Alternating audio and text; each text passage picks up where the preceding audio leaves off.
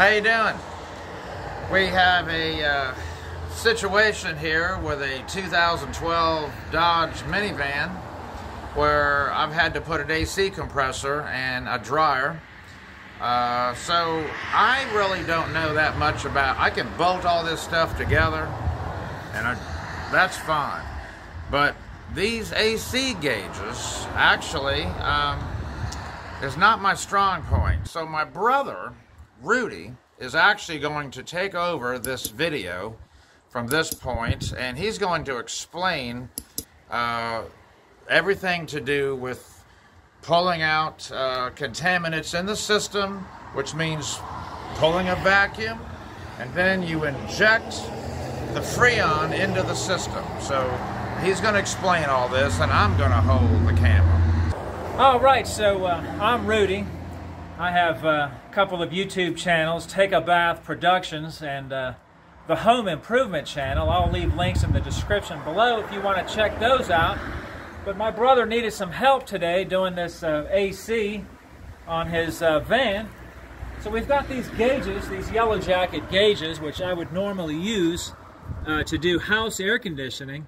All right, and we have down here, we have our small line, okay? The small line is the high pressure line and the large line is the low pressure line. The high pressure line pretty easy to get to, but the low pressure line is way up under here. So you'll have to find your larger line, and that's the one that you'll hook to. Now here we have these adapters that you can adapt to the 1/4-inch fitting. All right, you can get these anywhere, Amazon, eBay, whatever, maybe even your local parts store. So these snap on there, and it makes it real easy to adapt it right to your 1/4-inch gauges. We had a leak. It was pretty bad. It was a bath. What I mean by that is it was a bad thing. Anyway, so the kit came with these gaskets. It wasn't factory. I questioned it from the beginning, but we went ahead and used them, and they leaked. So we put O-rings in place in there, as well as what the kit provided for a seal where these AC hoses go down to the compressor and they bolt in tight to the compressor. That's where it was leaking. So now there's O-rings in there plus what the kit provided, and apparently, according to these gauges, we have a seal. We have nitrogen right here that we are using in place of Freon, so we don't have to blow all the Freon. But it is holding a nice pressure now. And it's been doing that for 5 minutes, and apparently the leak is fixed. And you checked it with soap bubbles. Checked it with soap bubbles. Went under there and sprayed everything. Apparently it's ready for Freon now. Over here we have our vacuum pump. All right, the yellow line from the middle of the gauges is going to go to your vacuum pump, and that's also where you're going to inject the Freon. And here, most vehicles, well, all vehicles have a sticker here. Your sticker may be gone. That's why I said most vehicles, so hopefully yours still has it. This one is a single unit, so it's going to be 29 ounces of Freon. So that's 2 cans plus 5 ounces to make this a full charge. But we're not ready for that. We have to vacuum out the system. So we've got it hooked up. Our blue goes to the low pressure. Our red goes to the high pressure, and of course the yellow goes to the vacuum pump I just showed you. You're going to want these gauges all the way open. Don't leave them halfway open like that. Leave them all the way open until they stop, and then leave it right there. So we're going to turn on the vacuum pump. One of the hints that you're going to hear is your vacuum pump should change pitch. It should get quieter as the vacuum gets better. All right? We're going to let this run for a few minutes, and then I'll be back when I'm getting ready to shut off the vacuum pump. One other thing I wanted to mention is this -30 is indicating your vacuum. Now those of you that have a lot of tools may have a micron gauge that you can hook to your vacuum system and measure the vacuum that's in the system. But I'm imagining your average homeowner that just does this in his driveway just because he wants to fix his own air conditioner doesn't have a micron gauge. One of the things I might not have touched on, or maybe you didn't pick up on it, is I've got the hoses hooked to both sides. Okay, I'm pulling the vacuum from the high side as well as the low side, so it's pulling from both sides, in case you didn't catch that before. Now, before you shut off the vacuum pump, it's important to close your gauges, all right? You want to close them all the way, all right? And then shut off the vacuum pump. Notice it didn't change pitch when I did that. So we're going to let this thing sit here for a few minutes. I want to see if that vacuum leaks away. All right, the vacuum right now is about as good as it's going to get, so we'll be back. All right, so we've let this sit for quite a few minutes, and our vacuum seems to be holding very well. All right, so we want to put some Freon in the system before we try to turn it on and start the compressor. Okay, it's a little bit cold today, so I've heated these up a little bit. Not hot, but I have heated them up a little bit to help the Freon come out a little bit.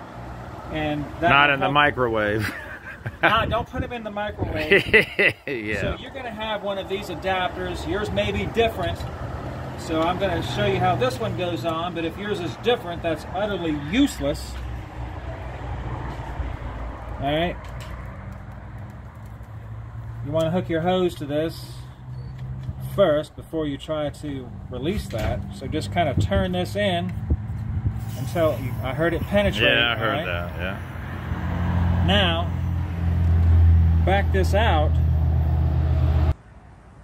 So before you let the Freon out of the can, you're going to want to undo this hose a little bit, all right?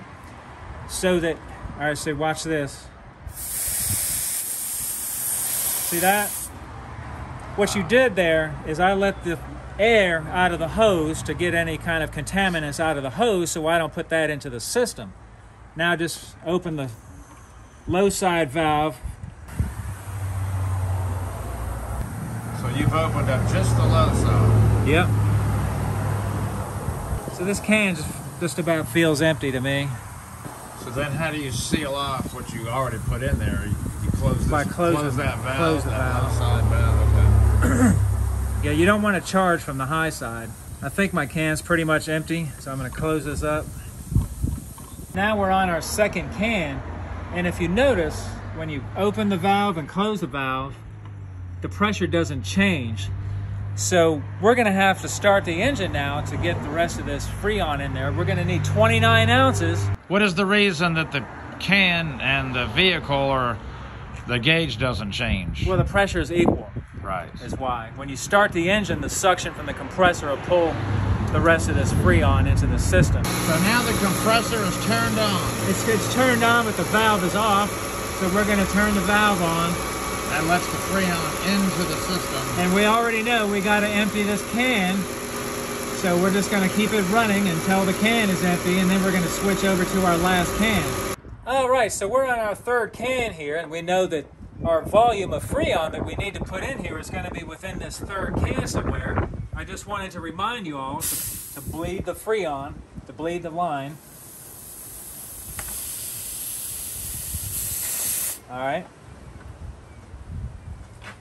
Now, saw that mist. The mist is a little bit of Freon. That's all the air's out of it. Right. So now I've got a scale here, and I know I've got 2 cans in there, which should be about 24 ounces, right? So I'm going to put in another 5 ounces because we're 29 ounces. So I'm taking a full weight of the can, and it's 1 pound and 2.5 ounces, okay? So when I use 5 ounces out of there, all right, we should have what we need.